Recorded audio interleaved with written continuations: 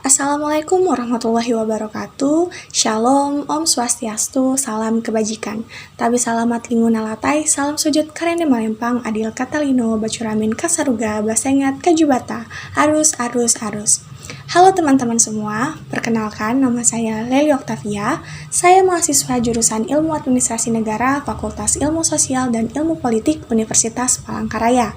Di sini saya akan membuat video terkait upaya pencegahan kasus kekerasan seksual yang terjadi di perguruan tinggi. Video ini juga dibuat untuk memenuhi tugas akhir dari mata kuliah Komunikasi Publik. Dugaan pelecehan seksual yang dilakukan oleh oknum dosen terhadap salah satu mahasiswi terjadi di Universitas Riau di Pekanbaru. Kampus di Bali kini menjadi sorotan publik karena maraknya kasus kekerasan seksual. Sedikitnya kekerasan seksual menimpa 45 mahasiswa di 2 kampus. Dugaan pelecehan seksual menimpa seorang mahasiswi Gunadarma di kampusnya di Kampus G Jalan Margonda Rata, Kota Depok. Lagi-lagi terjadi kasus pelecehan seksual di lingkungan universitas di Indonesia.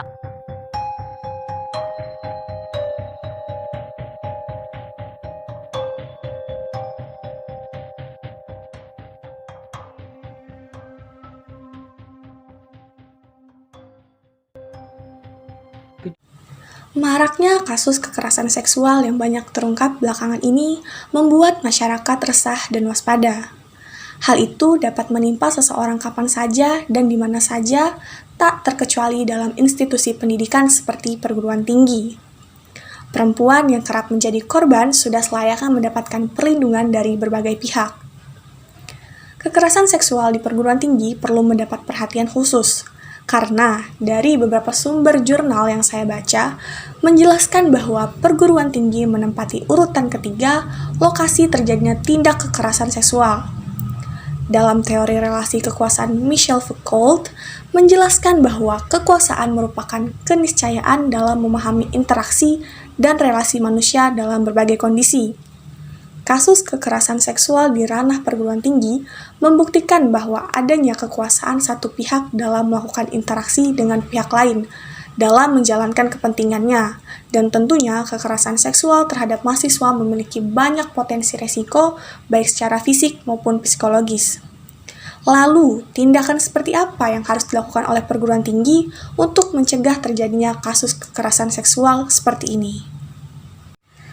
Tindakan pencegahan pertama yang dapat dilakukan oleh perguruan tinggi adalah memberikan pemahaman kepada seluruh komunitas kampus tentang bentuk pelecehan seksual yang dapat mengarah pada kekerasan seksual di kampus. Sosialisasi bahkan internalisasi ini penting dilakukan kepada seluruh sivitas kampus, terutama agar mahasiswa dapat melakukan pencegahan secara mandiri. Upaya preventif dalam kategori ini merupakan bagian dari konseling perilaku. Tujuannya untuk menciptakan suasana kampus yang memfasilitasi untuk secara mandiri mencegah insiden kekerasan seksual. Macam-macam kekerasan seksual di dunia kampus yang harus diinformasikan. Di antaranya, yang pertama, sifat pemain kekuasaan.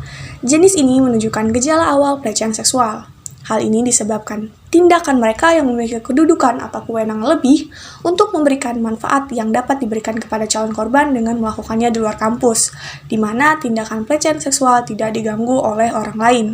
Yang kedua, tipe dengan peran sebagai orang tua atau saudara. Gejala pelecehan seksual yang terjadi menunjukkan perilaku yang berusaha menjalin hubungan dengan calon korban seperti orang tua dan pembimbing di luar area kampus atau saat kampus ditinggalkan oleh aktivitas banyak orang. Yang ketiga, tipe pelecehan di tempat tertutup. Gejala pelecehan ini terjadi ketika pelaku melakukan di tempat yang tersembunyi, sunyi, direncanakan tanpa terlihat oleh siapapun atau tidak memiliki saksi. Dan yang terakhir, yaitu sifat pelecehan situasional. Pelaku menggunakan situasi korban yang menderita malapetaka atau kesengsaraan. Pelaku memanfaatkan ketidakberdayaan korban dengan berpura-pura menjadi dewa penolong bagi calon korbannya. Pembanjiran informasi yang berkaitan dengan gejala-gejala yang dapat menyebabkan terjadinya kasus-kasus pelecehan atau kekerasan seksual di dunia kampus secara komprehensif sebaiknya dilakukan, sehingga mahasiswa dapat bersikap waspada dan berhati-hati ketika melihat gejala-gejala tersebut dan kemudian memiliki mekanisme alami dalam pencegahan diri sedini mungkin. Upaya berikutnya adalah dengan pelatihan asertivitas seksual. Asertivitas seksual adalah penegasan diri secara seksual atau kemampuan seseorang untuk secara tegas mempertahankan hak seksualnya, untuk menghormati hak orang lain tanpa dilecehkan, dan untuk membuat keputusan seksual tanpa menyakiti orang lain atau pasangannya, tanpa mengganggu kecemasan yang mengedepankan kesetaraan dan terwujudnya persamaan hak dalam hubungan dengan pasangan. Dapat disimpulkan bahwa kekerasan seksual di perguruan tinggi nyata terjadi dan data insiden kekerasan seksual merupakan fenomena gunung es, yang mana hanya sebagian kecil dari seluruh data insiden kekerasan seksual yang terungkap.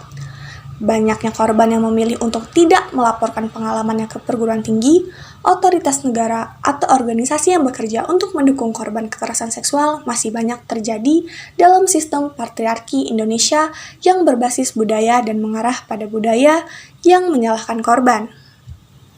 Bimbingan konseling dalam hal ini dapat mengambil peran dalam upaya pencegahan dengan melakukan pembanjiran informasi melalui layanan-layanan dasar dan memberikan pelatihan asertivitas seksual untuk mencegah kekerasan seksual di lingkungan perguruan tinggi.